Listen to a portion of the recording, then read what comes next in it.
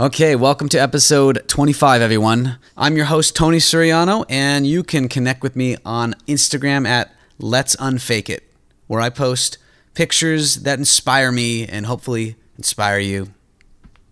Today is a short one about taking action and options. Please enjoy. This podcast will talk you through the ups and downs in the entertainment industry.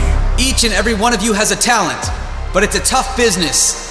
People gonna tell you, get a real job. By introducing you to sustainable, moldable methods in a crazy, cutthroat world. Let us harness our willpower and take real action. Don't let it get you down. Join me, brothers and sisters, on a journey through trials and tribulations. Unfake it till you make it. Hey, there is no guest on this episode, and this episode is in the short form about taking action. Before I get into it, I would like to wish everyone safe and happy times this last month of 2018. We just finished the crazy Black Friday here in the US, and it was outrageous and nutso, with headbutting and violence for material items at prices that actually can be beat most of the time, statistics tell me. Well, if this is your first time tuning in, normally I interview professionals in the entertainment industry who I look up to in some way or another, ranging from magicians to actors, cameramen, fire girls, to even famous painters who paint strictly donuts and robots. I love gathering the beautiful minds from all around the world, building new relationships, and sharing the benefits with you guys and girls out there. Also, if you like the Unfake It Till You Make It podcast, please leave a 5-star review, subscribe, and comment on what you liked best about the show, wherever you listen to podcasts. This is because it really helps the show keep going. Thank you. And, okay, now on with the show. A reflection. It was yesterday and today when I took action at its greatest form. For the last couple weeks, I have felt like my discipline had faded, but not yesterday or today. After a successful day of location scouting for an upcoming production, I stopped at the market and then I returned home. There were several hours left in my day, yet I returned home. I wanted to take action on something more, or at the very least I wanted to just exercise outdoors with a friend, yet I returned home. Why? I became disappointed at myself. I had a successful scout day, but I just wanted more. What did I do with the remaining hours? Those precious hours? I watched The Bates Motel on Netflix with my gal. 3 episodes in a row, I might add. What else did I do? Well, when I was in the store, before that, I picked up Trader Joe's hard cider with a bit of infused rose. Pretty pure ingredients.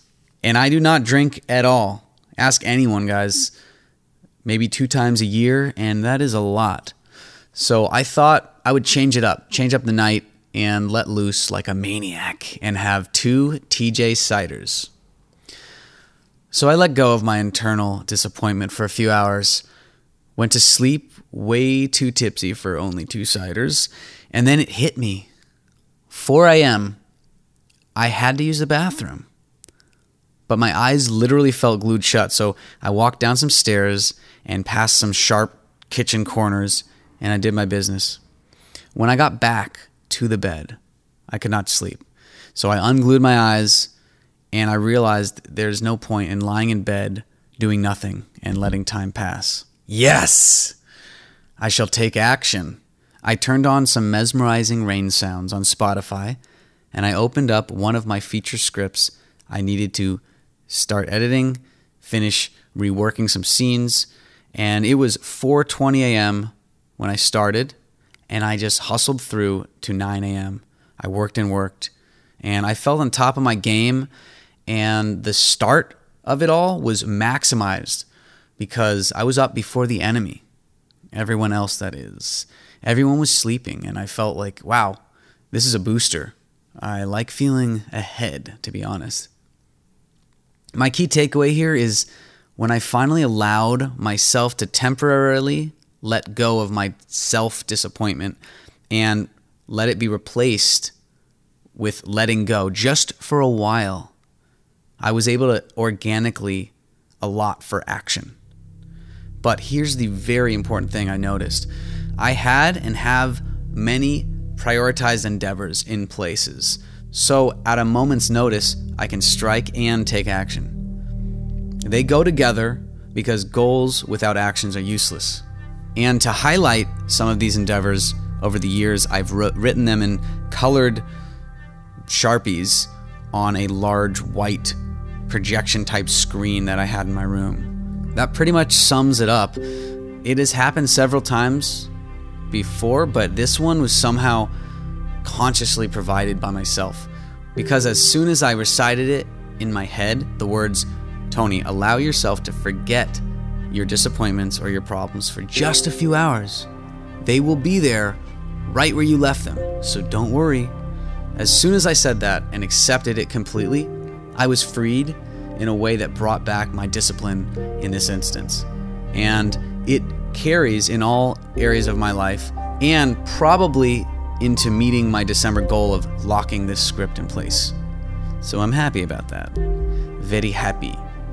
And with that said, I will say, I truly hope you can reflect and benefit from my epiphany in any shape, form, or size.